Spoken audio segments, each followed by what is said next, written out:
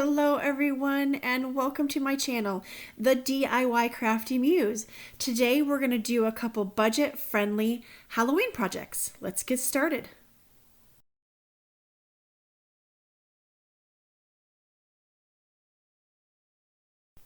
So I am not trying to trick you here. I did say that we're going to do some budget-friendly Halloween designs. When I got to my Dollar Tree and I was looking for some signs to use, they had a lot of Christmas stuff out. So this was a really cute, fun shape. I hope you like what I do with it. And if you haven't done so already, please make sure you hit the subscribe button so you can see future videos. All right, so I'm taking this Christmas sign and I'm just removing some of the 3D little embellishments, and I'm also going to use a little bit of Goo Gone to get rid of some of this glitter. I'm actually going to flip the sign over. You'll see what I'll do with it, but I want to remove some of this glitter just because it gets everywhere throughout the house. And then if I do want to do something on the reverse side, I won't have that, that roughness or the glitter coming through. So I'm going to start by spray painting the back of the sign, as I said. This way I have a nice flat surface to work with. I'm just using some chalk paint, some chalk spray paint. I've got one of my upcoming projects here in the box as well. I'm just giving everything a good coat. At some point you might notice that my finger is not on this actual spray can. I don't know what happened, but the little pin got stuck. And so I ended up having to turn the can over. It was a full can. I'm so bummed because I wasted like 3/4 of the can with it not stopping. So I don't know if anybody has a quick fix for that, but it sure was a bummer to lose that much paint. Next, once it's dried, I just created a quick design using my Cricut so I can put this on in vinyl. It is a chalkboard. You'll see I'm going to use a chalk pen in a little bit. But take your time. If you haven't worked with the Cricut before, it can be a little bit tricky. I've been working with it for a little bit, and I still struggle to try to get some of these things pulled off without lifting up any of my letters, but take your time. I've got this going in slow motion, but you'll see here I slowed it down. This is the original clip. This is how slow I'm going. So don't be fooled by sometimes when we speed up, you know, that replay.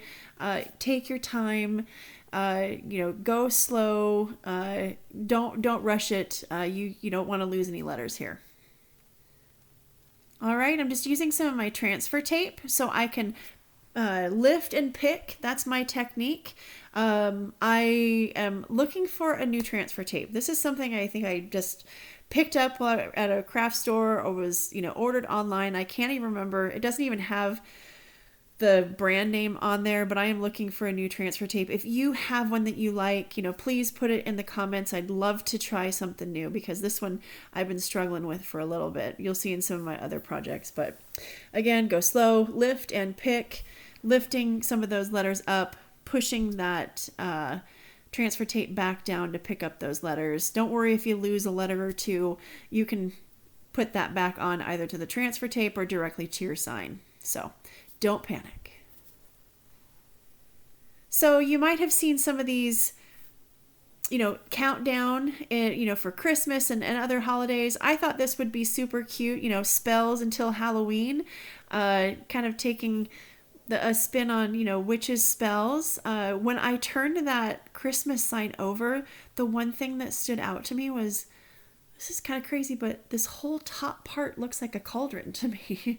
I don't know if you see that. Let me know in comments if you also see the cauldron or if you've ever done a project like this where you've used something that is one thing and then you turn it into something else.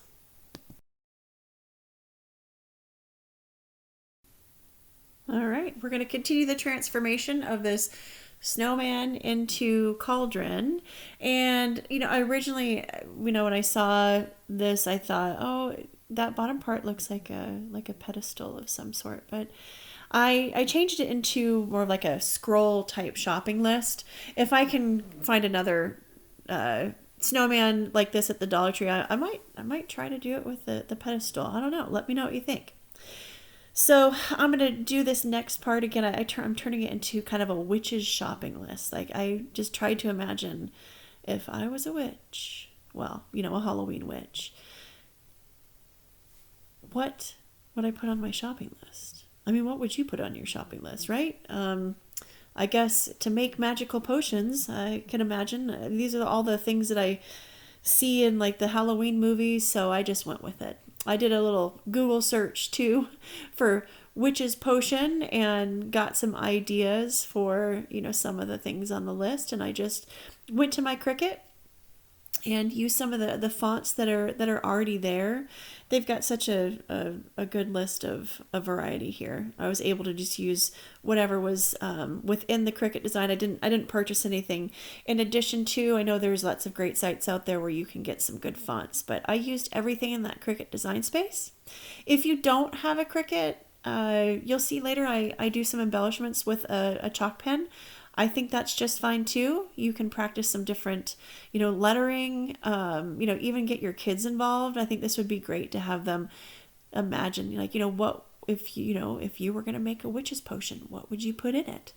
I kept it pretty mild, but I'm sure that there's probably some pretty gross things that you can put on here too.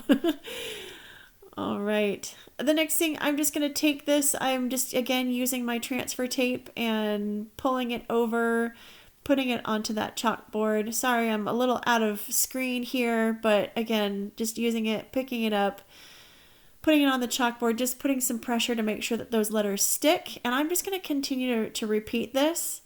It was a little hard with the size and the dimension of this bottom part. I tried to space it as well as I could, but I ended up doing it. I figured I could adjust it as I went along.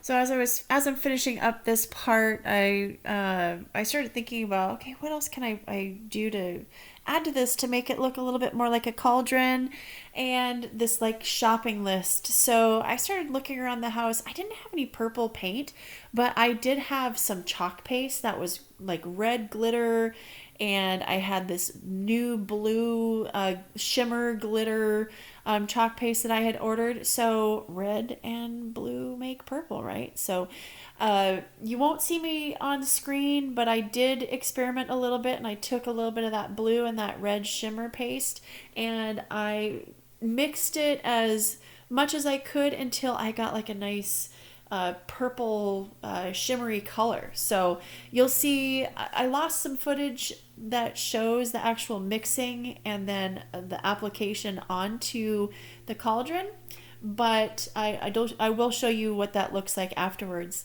Right now I'm just taking my chalk pen and adding a few accents so I can define that shape a little bit for the cauldron. And I'm also kind of adding a few embellishments here with my chalk pen to try to make this look more like a shopping list, like on a scroll, if you will. I was just thinking of like an old-fashioned scroll. So here's where I put and again, I apologize, I lost that footage, but this is where I put that shimmer. So I got that purple, I mixed that blue and that red, just so I could show kind of a little bit of what I would think would be like this purple shimmery ooze coming out of the cauldron.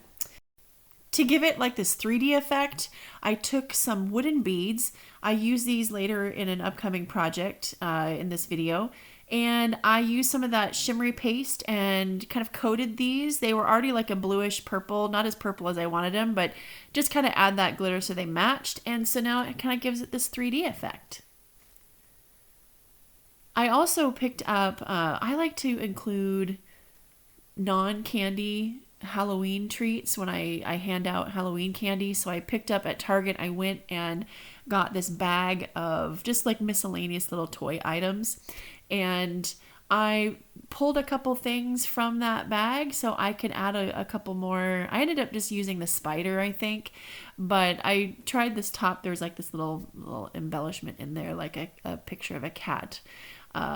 If I can find like a little plastic cat, I might add that later. But I think this sign was completely transformed, but let me know what you think in comments.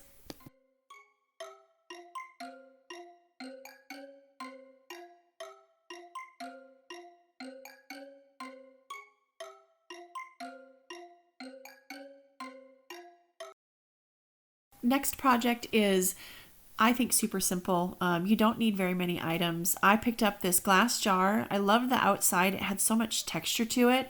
At the Dollar Tree, it was $1. I spray painted it with a little bit of that chalk paint. When I did the snowman transformation sign into the cauldron, I put it in there along with it. Just gave it a good coat of that chalk paint, spray paint. And now I'm just using a little bit of white chalk paint, and I coated the outside, and now I'm using a little bit of paper towel with some water on it to remove just a little bit of that. I wanted it to kind of get into those cracks and make it look all kind of dusty and old and, weathered. I'm just going to use this as like a little poison bottle on my tiered tray, but you could easily, make a couple of them, maybe even some different colors, and put them on a mantle. You could add these anywhere. Right now I'm just taking some Dollar Tree, these paper tags. This tag is a little bit big, so I'm just going to cut a piece off and almost make like a little miniature one. So earlier in the project, I saved. This is the part that you kind of pull up when you're using just the lettering. But this is exactly what you would use to make a vinyl stencil. So I just took this, I peeled it back up, set my little tag underneath there, and that's exactly what I'm going to do. I'm going to use this as a stencil. I didn't have the O part because I honestly just thought about this along the way and how I could repurpose it, but it's fine. Sometimes you see the font that doesn't have the little inside of the letters. So this was going to work just fine for what I needed. It's just going to go on the outside of this bottle. I'm taking a little bit of the chalk paint and I'm dabbing it onto, you don't want to brush because sometimes it'll smush it underneath that stencil, but you just got to dab it on there, make sure it's got a good coat. This is paper, so you want to be careful about the stickiness of the vinyl as well, but it just peels up super quick. And now I'm going to create a little hole. I'm going to take a little bit of string. I'm just going to use I don't have a hole punch that would punch that small, so I'm just taking my little Cricut tool and kind of poking a hole through the center of that V so I can create my own little tag here. And I'm going to put this alongside some of the other projects that I'm doing here today. Now, I just did one of these bottles, but you could do multiple. They only had the one size, but I saw over at the dollar spot at Target, they had these cute little bottles that had little poison labels or the little cute Halloween things on the front too. You could pair that so you can kind of do like a mix and match. So you might even have something at home already that you can add this to. So the great thing about some of these apothecary type jars is they usually come in all sorts of different sizes and shapes and colors. So I like this. I'm adding it to my little vignette here, and let me know what you think.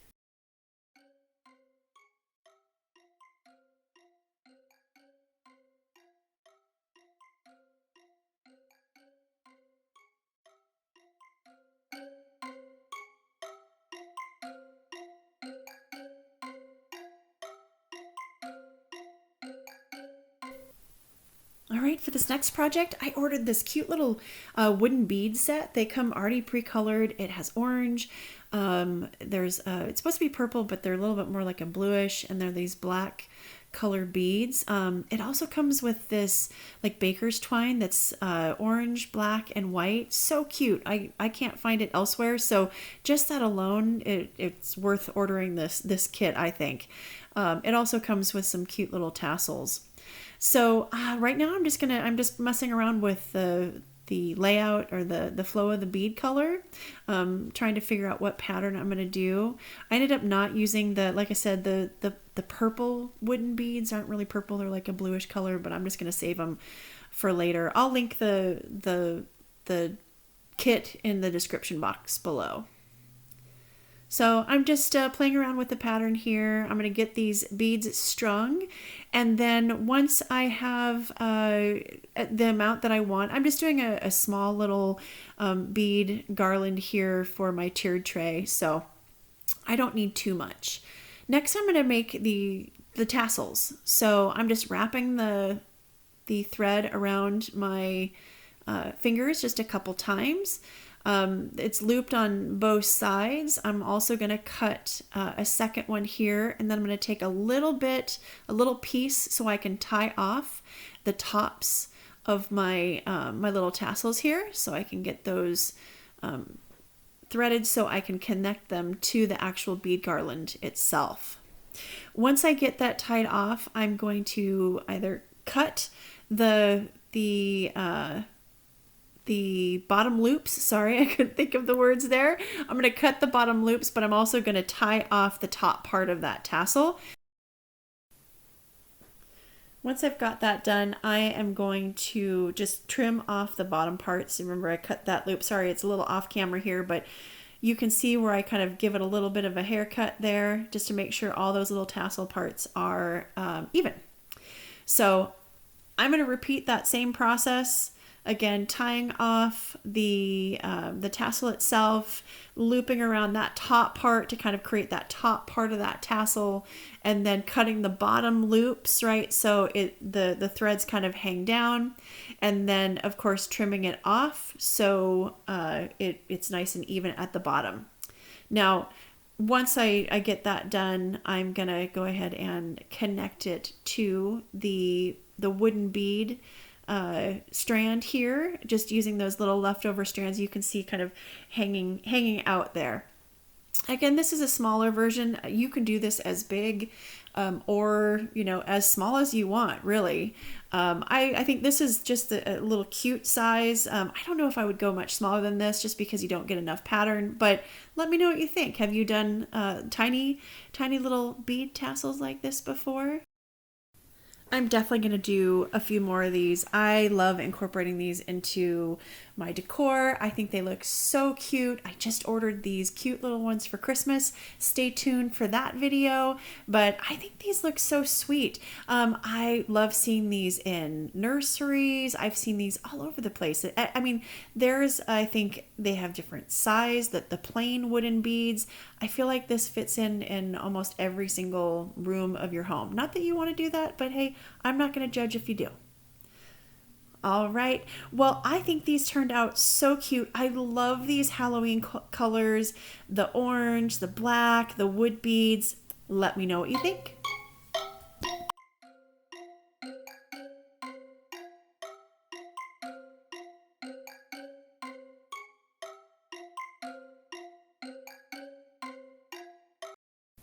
All right, for this next project, again, I promise you it's budget friendly. I am gonna again use some Dollar Tree items here. I will be using a napkin. Yes, you may have seen this before, but this is my first time doing this. I saw these napkins, I think at Target. I thought these were so cute. I decorate my house in spiders and spider webs. Those to me are the creepiest things ever. So for Halloween, I think it's perfect. So when I saw these spiderweb napkins, I knew that I needed to make something with it and not just have these as napkins. So I picked up this Dollar Tree box frame here. I removed the little embellishment that was on the top.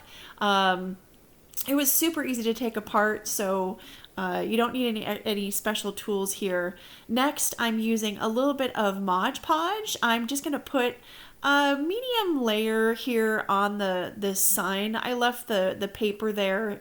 No big deal. It's not lumpy or bumpy, so I didn't even have to sand it. But I put a medium, not too heavy layer of Mod Podge. Otherwise, it kind of creates little bubbles in the napkin itself. I just laid that down, smoothed it out, and right now I cut off the edges. I'm going to smooth it out one more time just to make sure that it is, there's no bubbles there, that it feels like it's got a nice even layer. For the design, I'm just using, these are Chalk Couture transfers.